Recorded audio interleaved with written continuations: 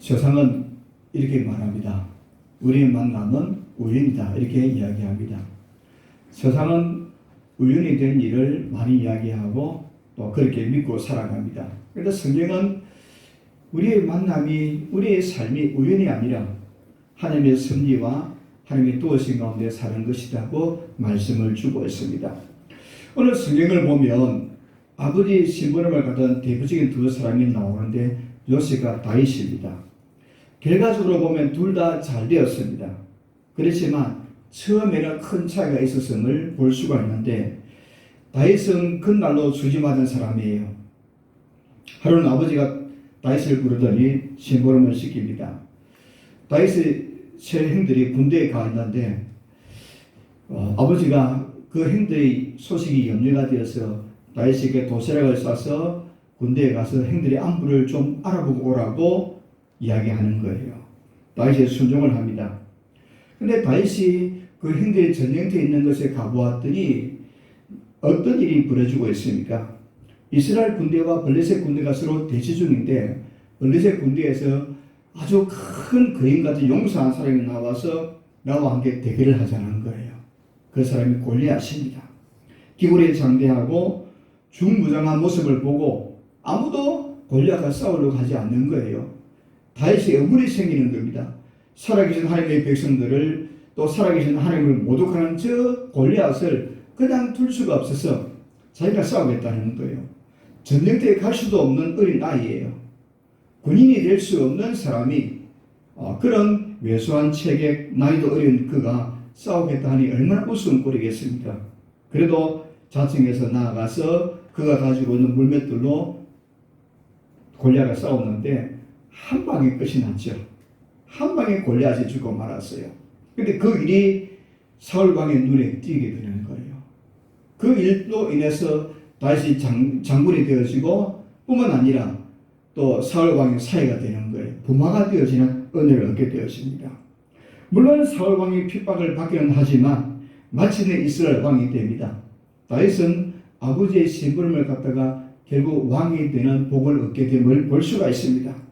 오늘 보면은 요셉에 관한 말씀인데 요셉 역시 아버지의 심부름을 갖다가 결과적으로는 복을 받았습니다만은 그 가정은 순탄하지 아니했음을 보게 되었습니다. 오늘 그 가정을 생각해 보면서 하나님이 주시는 교훈과 은혜와 또 주님의 뜻을 발견할 수 있는 은혜가 있기를 주님의 이름으로 축복합니다.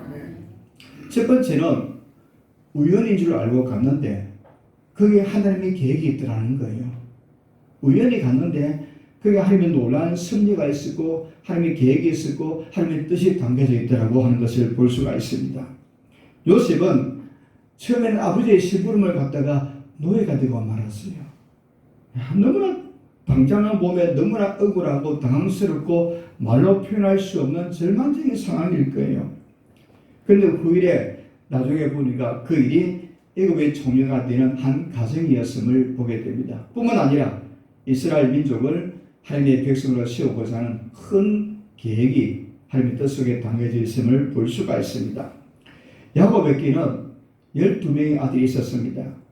요셉은 그 가운데 11번째 아들이었는데 야곱에게는 4명의 부인이 있었어요. 레아가 있었고 라헬이 있었고 그의 여종 실바와 비라가 있었습니다. 그런데 이 12명의 아들들 가운데는 서로 갈등, 불화, 다툼이 끊이지 않은 거예요.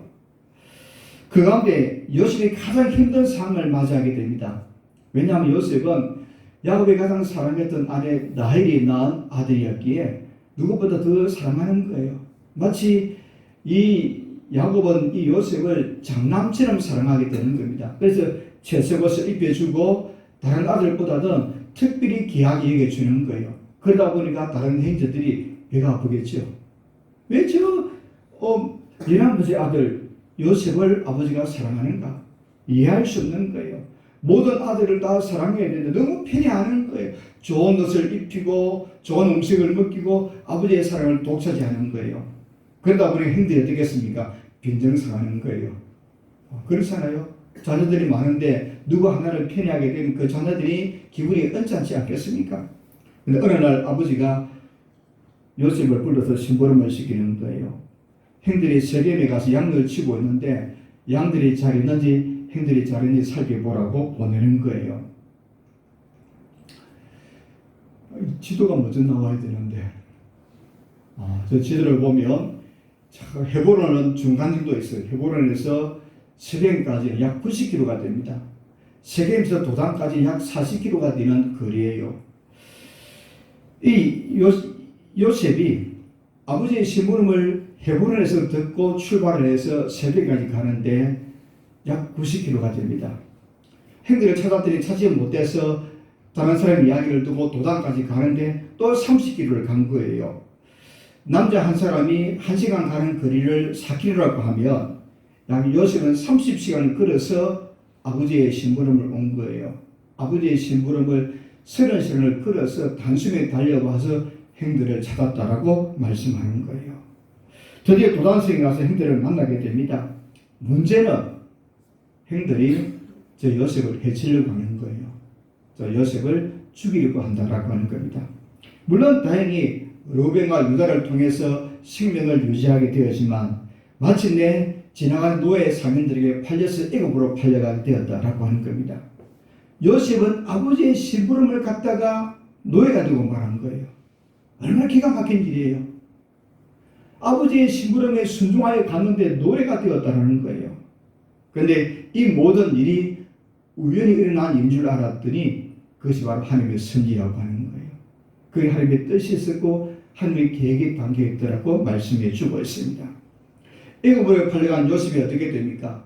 요셉이 애굽으로 팔려갔더니 마침내 노예 상인들이 그 요셉을 파는데 애굽의 지리대장 보디발의 집에 노예로 팔려가게 되는 거예요.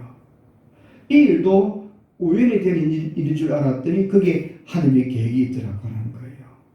요셉은 그 집에서 충성스럽게 일을 합니다. 그랬더니 보디발이 이 요셉을 보고 충성된 사람이구나. 그리고는 그에게 가정 총무를 맡기게 됩니다. 또 그때 시험이 생기는 거예요. 이 보디발의 아내가 요셉을 보고 유혹을 하는 거예요. 당연히 요셉은 그때마다 거절합니다. 그래서 어느 날 요셉과 보디발의 아내가 두 사람의 단둘이 있는 거예요. 또 그날도 이 지리대의 아내가 요셉을 유혹하는 겁니다.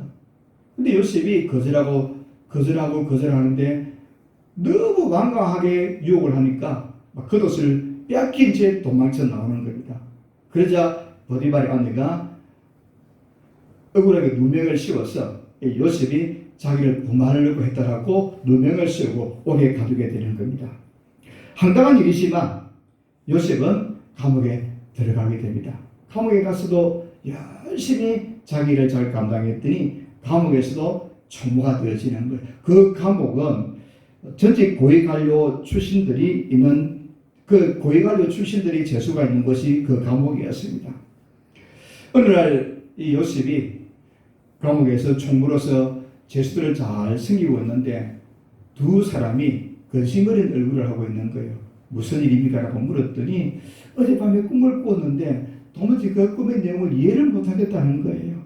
그래서 요셉이 꿈을 해석해 주었습니다. 그 꿈대로 된 거예요. 한 명은 죽임을 당하고 한 사람은 복직을 하게 되었습니다.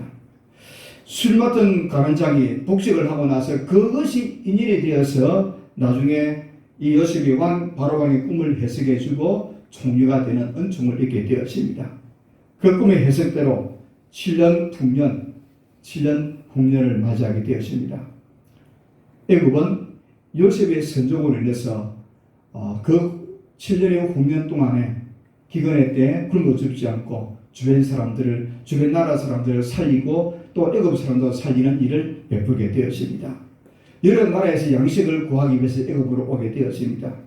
그런 와중에 이스라엘 땅에 살고 있는 요셉의 행들, 그들이 양식을 사러 왔다가 노예로 팔았던 이 요셉이 총리가 된 것을 보게 됩니다.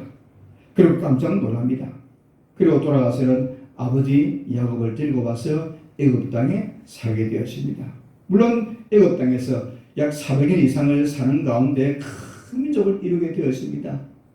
또 이 이스라엘 백성이 큰 민족을 이루고 가게 되는 출애굽하게 되는 과정에도 요셉의 역할이 크게 하였음을 볼 수가 있습니다. 이 같은 요셉의 인생 항로를 살펴보면 그때마다 벌어지는 이런 우연인 것 같은데 그게 하나님의 계획이 있었고 하나님의 뜻이 담겨져 있음을 볼 수가 있습니다. 하나님은 우주 만물의 창조주이시고 또 섭리하시는 분입니다. 모든 것을 다스리고 통치합니다. 하나님은 사람들의 일거수일투족을 살피시는 분이에요. 우리가 하는 모든 일들을 보고 살피시는 분이다 라고 말씀하는 거예요. 그것을 두고 하나님의 섭리다 이렇게 부르고 있습니다. 이런 관점에서 보면 우리의 삶에 있어서 우연히 일어난 일은 하나도 없다라는 거예요. 하나님이 계획하시고 하나님의 뜻 안에서 이루어지는 일임을 볼 수가 있습니다. 날마다 우리는 하나님의 섭리와 하나님의 뜻과 하나님의 계획을 믿으면서 살아야 하는 것을 보여줍니다. 가수 가운데 이문세라는 분이 있어요. 아주 유명하고 또 좋은 노래를 불렀던 사람인데 이분은 크리스찬입니다. 30년 이상 근육병 환자들을 도왔고 또 위안부 할머니를 도왔고 네팔에 학교를 짓는 이런 자선 활동을 많이 했던 사람입니다. 오랫동안 이문세라는 이 가수는 가수로서 살아온 걸 보게 되었습니다. 그가 가수가 된 이야기와 결혼 이야기를 들으면 우연인 것 같은데 그게 하나님의 계획이 있음을 보게 되었습니다. 대학생 시절에 공대생이었는데 라이브 카페에서 노래를 부르고 있었어요. 그러던 중 어느 라디오 방송에서 가수가 노래를 부르기 위해서 시간을 정해놓았는데 그 가수가 뻥거리는 거예요. 그러다 보니까 노래할 사람을 찾는데 이문세라는 사람이 갑자기 발탁이 돼서 노래를 부르게 되어지는 거예요. 근데 워낙 노래를 잘하다 보니까 그 일이 계기가 되어서 방송 출연을 6개월 하게 되어지고 MC가 되어지고 가수로서 살게 되었습니다. 또 어느 날 공연이 있는데 그날 그 교회 청년들이 와서 공연을 보다가 그 청년 가운데 한 여인이 이문세를 만나서 결혼을 하게 되어지는데 그 신부집에서 철저하게 반대를 했음에도 불구하고 결혼하게 되어지고 그의 아내는 또 신실한 그리스도인이었는데 또 그 아내는 믿음으로 살다가 또 한 대학에서 교사가 되었다는 이야기를 하고 있습니다. 이 이문세 씨는 말하기를 우연인 것 같은데 하나님의 섭리가 있었고 하나님의 계획이 있었다라고 말씀하는 거예요. 우리의 삶이 마찬가지입니다. 우연이란 일 같은데 우연이 아니라 하나님의 계획이고 하나님의 섭리고 하나님의 뜻이 담겨져 있음을 볼 수가 있습니다. 마치 퍼즐 맞추기와 같은 거예요. 처음에 퍼즐을 펼쳐놓으면 무슨 그림인가 잘 알지 못해요. 그러나 하나씩 맞추어 가다 보면 퍼즐이 완성되어지면 그런 것이구나 라고 알게 되는 것처럼 하나님 우리의 삶을 퍼즐을 맞추는 것처럼 하나씩 맞추어 가셔서 하나님의 선한 뜻을 이루시는 것을 볼 수가 있습니다. 성경은 증거합니다. 하나님의 섭리가 있기에 성도들의 삶은 반드시 성공의 삶을 살게 된다는 겁니다. 그래서 로마서 8장 28절에 말씀하기를 우리가 알거니와 하나님을 사랑하는 자 곧 그의 뜻대로 부르심을 입은 자들에게는 모든 것이 합력하여 선을 이루게 하신다라는 거예요. 하나님은 우리 모든 삶을 이끌어 가시는데 선한 방향으로 인도하시는 것을 말씀해 주고 있습니다. 그러므로 우리 인생 여정에 때로 황당한 일이 생길 때도 있습니다. 그때도 하나님의 계획이 있는 줄 알고 하나님의 섭리가 있는 줄 알고 하나님의 무슨 뜻입니까? 하나님의 무슨 계획입니까? 하나님은 무엇을 하기를 원하십니까? 라고 묻고 기도하는 거예요. 그러면 하나님이 우리에게 하나님의 뜻을 알게 하시고 하나님의 계획을 알게 하시고 하나님의 섭리를 알 수 있도록 은혜 주심을 보게 되었습니다. 기독교 사상가 가운데 토마스 아 캠퍼스라는 사람이 이런 말을 남깁니다. 인간의 한은 하나님의 섭리를 깨닫지 못하는 만큼 하가 된다. 하지만 하나님의 섭리를 깨닫는 순간 하가 복이 된다라는 거예요. 하나님의 섭리를 알지 못하면 참 불행한 일인데 하나님의 섭리를 깨닫게 되는 그 불행한 일이 도리어 모든 것이 합력한 선을 이루는 것처럼 복되게 하신다라고 말씀을 해주고 있습니다. 세상을 살면서 고난당할 수 있습니다. 환난을 당할 때도 있습니다. 그때마다 하나님의 섭리를 기대하며 잘 대응하기만 하면 얼마든지 전화위복의 은혜를 얻게 되는 거예요. 그래서 하나님은 모든 것이 합력하여 선을 이루도록 역사하십니다. 아무쪼록 우리 모두가 어떤 일을 당해도 하나님의 섭리를 믿는 신앙으로 살아가는 저와 여러분 되셔서 날마다 주 안에서 승리의 삶을 살아가시기를 바랍니다. 요셉은 그날 아버지의 심부름을 갖다가 기가 막힌 일을 당했습니다. 그런데 요셉은 그런 가운데서도 바른 신앙생활을 하였더니 결국 하나님이 은혜를 주시는데, 그 요셉의 승리의 삶의 비결이 무엇입니까? 사도행 7장 9절로 10절에 보니까 스데반이 설교를 하는데, 여러 조상이 요셉을 시기하여 애굽에 팔았더니 하나님이 그와 함께 계셔 그 모든 환난에서 거쳐내사 애굽 왕 바로 앞에서 은총과 지혜를 주시며 바로가 그를 애굽과 자기 온 집의 통치자로 세우느니라. 하나님이 함께 하셨어. 이 하나님이 함께 한다는 이 말씀은 요셉의 삶 가운데 굉장히 중요한 주제가 됨을 볼 수가 있습니다. 창세기 39장 2절 3절에 보니까 여호와께서 요셉과 함께 하심으로 그의 주인이 여호와께서 그와 함께 하심을 보며, 또 창세기 39장 21절로 23절에 보니까 여호와께서 요셉과 함께 하시고 이는 여호와께서 요셉과 함께 하심이라 여호와께서 그를 범사에 행동하게 하셨더라. 아멘. 요셉의 인생의 승리는 개인적인 장점이나 노력 때문이 아니라는 거예요. 하나님이 함께 하셔서 이런 놀라운 은혜가 있었음을 보여주고 있습니다. 요셉의 인생 스토리를 통과하는 주제는 하나님이 함께 하십니다 라는 거예요. 요셉은 하나님이 함께하는 사람이었습니다. 사랑하는 여러분, 우리도 하나님과 함께하는 삶이 되시기를 바랍니다. 그리하면 모든 삶의 승리의 삶을 살아갈 수가 있습니다. 마치 로마서 8장 28절에 있는 말씀처럼 모든 것에 합력하여 선을 이루신다라고 말씀합니다. 하나님은 우리의 삶을 환난과 고난 가운데서 전화해주고 새롭게 역사하시고 더 좋은 곳을 역사하시는 하나님을 믿으시기를 주님의 이름으로 축복합니다. 요셉의 삶은 어떤 삶을 살았는가? 하나님이 함께해 주신 요셉은 요셉 편에서 어떤 삶을 살았을까? 우리 이것을 좀 살펴봐야 한다는 겁니다. 하나님이 요셉과 함께해 주셨습니다. 행동하게 해주셨습니다. 그리고 요셉은 어떻게 살았을까? 요셉은 노예로 팔려갔어요. 형들의 미움을 받았습니다. 억울하게 누명을 썼어요. 아무렇게나 살았을까요? 그렇지 않다는 거예요. 만약 요셉이 하나님이 함께 하지만 아무렇게나 살았더라면 그의 삶은 행동한 삶을 살지 못했을 거예요. 요셉의 삶은 세 가지의 모습을 보여줍니다. 말씀으로 살았습니다. 기도하며 살았습니다. 인내하며 살았음을 보여주고 있습니다. 세 가지를 하나씩 살펴보려고 합니다. 요셉은 말씀에 순종하는 삶을 살았다라고 하는 겁니다. 요셉이 아버지의 심부름을 간 것도 사실은 하나님의 말씀에 순종하였기 때문에 그렇게 한 것을 보게 되었습니다.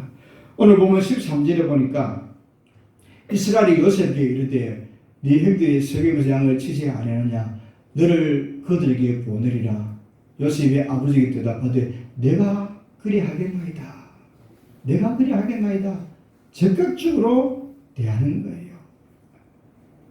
아버지가 형들이 양을 치고 있는데 그 양들을 치고 있는 형들을 좀 안부를 알아보고 오라고 말씀할 때에 이 요셉은 아버지의 말에 적극 순종했다는 겁니다. 이것을 이렇게 말씀합니다. 성경은 주 안에서 너희 부모에게 순종하라 이것이 옳으니라 이렇게 말씀하고 있습니다. 주 안에서 순종하라 이 말씀은 주인이신 하나님의 말씀대로 그 뜻에 순종하라는 겁니다. 자녀들아 주 안에서 너희 부모에게 순종하라. 마치 주인 되신 하나님이 말씀하는 것처럼 순종하라고 말씀해 주는 거예요. 부모의 말씀이 하나님의 뜻과 반대되지 아니한다면 원론적으로 순종해야 한다는 것을 가르쳐 주고 있습니다. 여러분 이렇게 순종하는 삶을 사는 요셉에게 기가 막힌 일이 생겼어요. 그런데 끝까지 순종할 때 하나님이 놀라운 역사를 행하시는 것을 볼 수가 있습니다. 아버지의 심부름을 갖다가 노예로 팔려갖고 감옥에 갇힌 기가 막힌 일을 당하였지만 그는 보디발의 집에 충성했습니다. 보디발이 그 집에서 요셉을 인정하고 그의 집안의 모든 것을 맡기는 거예요. 감옥에 들어갔을 때 얼마나 기가 막히겠습니까? 그럼에도 불구하고 감옥에서도 충성하는 거예요. 어떻게 그 일이 가능하겠습니까? 그가 성실하게 충성하게 살아가는 것을 하나님이 보고 계신다라는 거예요. 하나님이 보고 계시기에 하나님의 말씀에 순종하는 삶을 사는 요셉이기에 그는 어디에서든지 노예 생활이라도 감옥에 살더라도 성실했고 충성했고 순종의 삶을 살았습니다. 성경은 이렇게 말합니다. 고린도서 3장 23절에 무슨 일을 하든지 마음을 다하여 주께 하듯 하고 사람에게 하듯 하지 말라. 모든 일을 무슨 일을 하든지 주님께 하듯 하라고 말씀해 주고 있습니다. 하나님은 요셉의 이런 모습을 보시고 그에게 복을 주시는 거예요. 어디에서든지 무슨 일을 하든지 요셉은 하나님의 말씀에 순종하는 마음으로 살았다라고 하는 겁니다.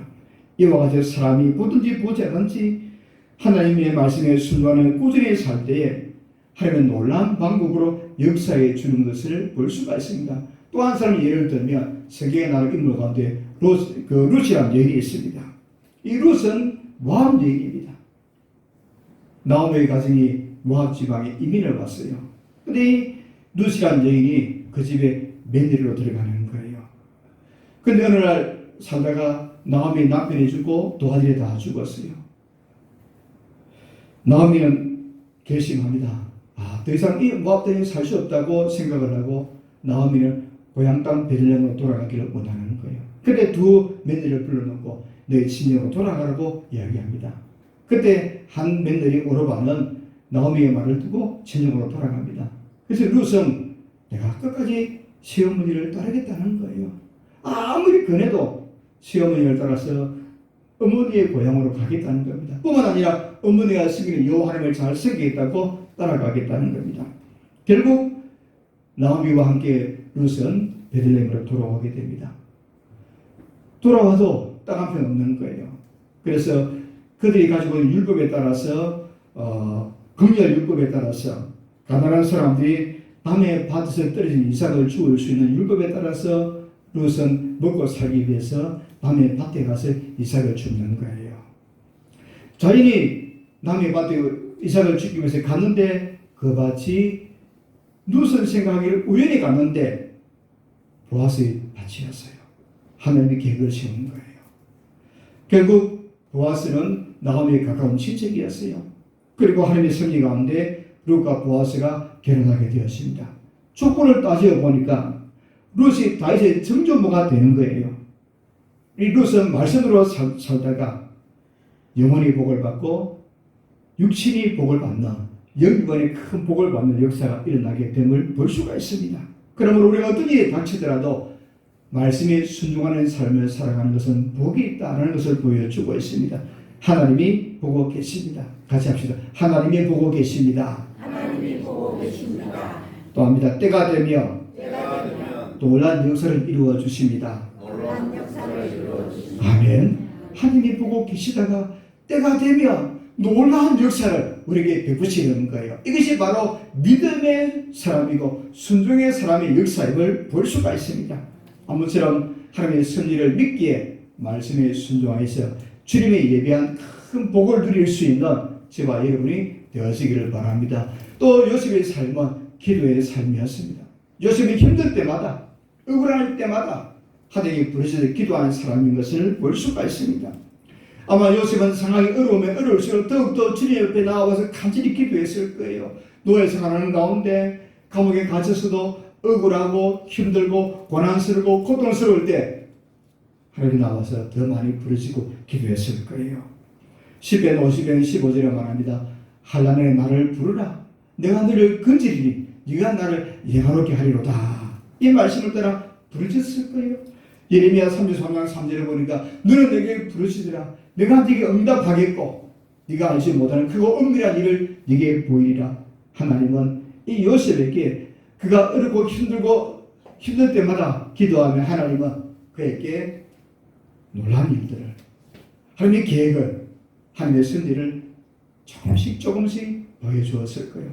그러면서 욥은 그 힘든 때마다 기도함으로 위로받고 힘없고 격려받는 가운데 담대히 살았음을 볼 수가 있습니다. 성경 인물 가운데 한나라는 여인이 있습니다. 아이를 낳지 못해서 늘 울며 기도했습니다. 통곡하며 기도했습니다. 신음하며 기도했습니다. 마침내 하나님이 그 기도를 들으시고 응답해 주시는데 사무엘을 주셨어요. 사무엘 어떤 사람입니까? 사사입니다. 제사장이기도 합니다. 선자이기도 합니다. 어머니의 기도로 인해서 하나님 영광을 받으실 만한 놀라운 아들을 주시는 거예요. 어느 교회 목사님이 자기 집에 딸에게 한 이야기였습니다. 딸이 한국에서 음대를 졸업하고 독일로 유학을 갔는데 공부를 참 잘했어요. 근데 마지막 졸업시험을 앞두고 마지막 과목을 통과를 못하는 거예요. 번번이 통과하지 못하는 거예요. 7번이나 실패한 거예요. 마지막 졸업을 해야 되는데 졸업시험을 통과하지 못한 7번째인 거예요. 얼마나 절망적이겠습니까? 공부를 잘하고 또 뛰어난 실력을 가졌음에도 불구하고 7번이나 졸업을 하지 못한 거예요. 아버지에게 전화를 하는 거예요. 아빠, 죽을 지경이에요. 그러면 포기하고 집으로 돌아갈래라고 하는 거예요. 그때 그 아버지가 이런 이야기를 하는 거예요. 애야, 너 기도 잘하잖아. 하나님 부르시죠. 기도하고 한 번만 더 도전해봐라고 하는 거예요. 그래도 안 되면 돌아오라고 아버지가 마지막으로 권고하는 거예요. 다른 아버지의 그 말을 듣고 열심히 기도했습니다. 간절히 기도하고 마지막 8번째 도전했는데 어떻게 됐을까요? 어떻게 됐어요? 그 얘기를 하는 거잖아요. 그런데 한국에 돌아와 보니까 어느 대학에서 교수를 모집하는데 수를 넣었더니 합격한 거예요. 하나님 이렇게 쓰시려고 준비하셨다가 어려운 과정을 겪게 하고 그 어려운 과정을 통과하고 나니 하나님이 그 자리를 예비해 주셔서 그 자리에 가게 하시려고 이런 고난을 겪게 한 거예요. 기도하게 하고 훈련받게 하고 하나님 의지하게 한 것을 보게 되었습니다. 사랑하는 여러분, 아무리 힘들고 답답해도 기도하시기를 바랍니다. 아멘. 하나님 우리의 기도를 기다리고 계십니다. 기도의 분량이 찰 때까지 기다리고 계시는 거예요. 그 기도의 분량이 차면 하나님이 더 좋은 것으로 예비하셨다가 주시는 겁니다. 아멘. 기도하면 하나님이 우리의 기도를 기다리고 계시다가 때가 되었구나. 때가 되었구나. 하나님이 큰 역사를 지어주십니다. 이런 은혜가 있는 저와 여러분의 삶이 되기를 주님의 이름으로 축복합니다. 마지막으로 요셉은 끝까지 인내한 사람이었습니다. 어느 일이 닥치는데 엎친데 개친다는 말처럼 연속적으로 생기는 거예요. 해결될 기미가 보이지 않습니다. 전혀 해결의 방법을 찾을 수가 없는 거예요. 그런데 요셉은 끝까지 인내하는 겁니다. 그때 하나님이 놀라운 은혜를 주시는 겁니다. 요셉을 보십시오. 말씀대로 살았습니다. 기도하며 살았습니다. 여전히 앞은 캄캄한 거예요. 상황은 점점 더 악화되는 겁니다. 노예도 비참한데 감옥 생활을 한 거예요. 남은 나라 가서 노예 생활하는 것도 얼마나 비참합니까? 그런데 억울한 누명을 쓰고 감옥에 갇힌 거예요. 어렸을 때 하나님이 그에게 꿈을 주셨습니다. 밭에서 형제들이 고식단이 요셉의 단을 둘러서서 절하는 꿈을 꾸었습니다. 해와 달과 열암들이 요셉에게 절하는 꿈을 꾸었습니다. 하나님이 요셉에게 지도자가 되는 꿈을 주었습니다. 그런데 그 꿈이 어떻습니까? 이루어져 가고 있습니까? 아니에요. 점점 더 상황은 악화되는 거예요. 형들의 시기와 미움을 받아서 노예로 팔려왔습니다. 뿐만 아니라 억울한 누명을 쓰고 감옥에 갇혔어요. 그 꿈이 이루어질 기미는 전혀 보이지 않는 겁니다. 점점 더 악화되어 가는 거예요. 감옥에서 술 맡은 관장의 꿈을 해석해 주었습니다. 그 관장이 복직하게 되었습니다. 요셉은 생각했습니다. 저 술 관장이 복직하면 자기 억울함을 풀어줄 것이라고 생각을 하고 기다렸는데 그 관장이 어떻게 합니까? 잊어버렸다는 거예요. 창세기 40장 23절에 우리가 술 맡은 관장이 요셉을 기억하지 못하고 그를 잊어버렸더라고 하는 거예요. 그럼에도 불구하고 하나님은 요셉을 보고 계시는 겁니다. 어떻게 하고 있는지 하나님만 보고 계십니다. 어쩌면 하나님은 요셉이 가지고 있는 이 인간적인 기대 1%, 수많은 가능성인 자기를 구해줄 것에 이것조차도 분위기를 기대고 있는지 몰라요. 전적으로 하나님만 의지하기로, 전적으로 하나님만 의지할 때까지 기다리셨어요. 그리고 있는 후에 놀라운 일이 생깁니다. 창세기 41장 1절에 보니까 만 있는 후에 바로왕의 꿈을 꾸었다는 겁니다. 바로왕의 꿈을 꾸었는데 그 바로 애굽에 있는 그 점술가들 또 지혜로운 사람들이 왕의 꿈을 도무지 해석할 방법이 없는 거예요. 그때 맞은 수많은 가정이 기억이 난 거예요. 2년 전에 내 꿈을 해석해 주었던 요셉 생각난다는 거예요. 왕이 그 이야기를 했더니 왕이 급히 들어오라고 한 거예요. 막 속히 들어오라고 한 거예요. 요셉이 불려왔습니다. 왕의 꿈의 이야기를 듣고 해석해 줍니다. 7년 동안 풍년이 있고 7년의 풍년이 있을 거라는 겁니다. 어떻게 대처할 방법도 이야기해 주는 거예요. 그 말을 듣고 있는 왕과 신하들이 이 정도 되면 총리를 맡기도 되지 않겠냐고 이야기했더니 모든 신하들이 된다는 거예요. 이만한 지원을 살기 어디 있겠는가라고 이야기하고 요셉을 그 자리에서 총리로 삼아주는 거예요.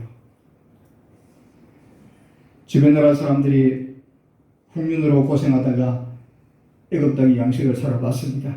이스라엘 족속들도 요셉의 형제들도 양식을 살아봤다가 요셉이 총리가 된 것을 보고 얼마나 놀라겠습니까? 그리고 아버지 야곱과 그의 형제들을 애굽 땅으로 초청합니다. 이민을 오게 합니다. 그리고 풍요로운 땅에서 살게 합니다. 이 요셉은 아버지 야곱의 장례를 정말 멋지게 잘 치루어드리게 됩니다. 형들이 아버지 야곱이 죽고 나서 혹시 요셉이 우리를 복수하지 않을까 싶어서 요셉을 찾아가서 눈물을 흘리면서 이렇게 고백을 합니다. 창세기 50장 20절 21절을 보니까 당신들은 나를 해하려 했으나 하나님은 그것을 선으로 바꾸사 오늘과 같이 많은 백성의 생명을 구원하게 하시려고 당신들은 두려워하지 마소서. 내가 당신들과 당신의 자녀를 기르리라고 그들을 강력한 말로 위로하였더라. 마지막 요셉이 그 형제들에게 그들이 염려하고 있는 문제, 그들이 고민하고 있는 문제를 깔끔하게 해결해 주는 거예요. 얼마나 통쾌한 일입니까? 하나님의 마지막 퍼즐을 맞추시는 거예요. 요셉에게 어렸을 때 꾼 꿈을 이루어 주시는 것을 볼 수가 있습니다. 이런 멋진 순간이 올 때까지 요셉은 어떻게 했습니까? 인내했다는 거예요. 하나님이 이렇게 일하실 때까지 요셉은 인내하고 기다렸더니 마침내 하나님이 요셉에게 행동한 삶을 주셨고 승리의 삶을 주신 것을 볼 수가 있습니다. 갈라디아 6장 9절입니다. 우리 같이 한번 읽겠습니다. 우리가 선을 행하되 낙심하지 말지니 포기하지 아니하며 때가 이르면 거두리라. 아멘. 우리가 선을 행하되 낙심치 않고 끝까지 선을 행하며 때가 되면 하나님이 좋은 일들을 거두게 하시겠다는 겁니다. 어떤 상황이 닥쳐와도 아무리 해결의 기미가 보이지 아니해도 끝까지 인내하면 좋은 결말이 찾아온다는 것을 보여주고 있습니다. 요셉의 생일은 아버지의 심부름을 갖다가 이 말씀 속에 다 담겨져 있습니다. 아버지의 심부름을 갖다가 하루아침에 정말 어처구니 없는 기가 막힌 일을 당하게 됩니다. 노예로 팔려가는 기가 막힌 일을 당하였습니다. 부잣집 아들이 하루아침에 아버지의 사랑을 받는 아들이 노예가 되고 말았습니다. 그런데 하나님이 보고 계시는 거예요. 그 어떻게 사는지 어떻게 하는지 보고 계시는 겁니다. 말씀에 순종하는 요셉, 기도하는 요셉, 또 인내하는 요셉을 보시고 하나님이 결국 그의 삶에 승리하도록 역사함을 보게 되었습니다. 이런 하나님의 승리를 믿고 늘 승리하고 하나님 은혜 가운데서 복을 누리는 우리 모두가 되시기를 주님의 이름으로 축복합니다.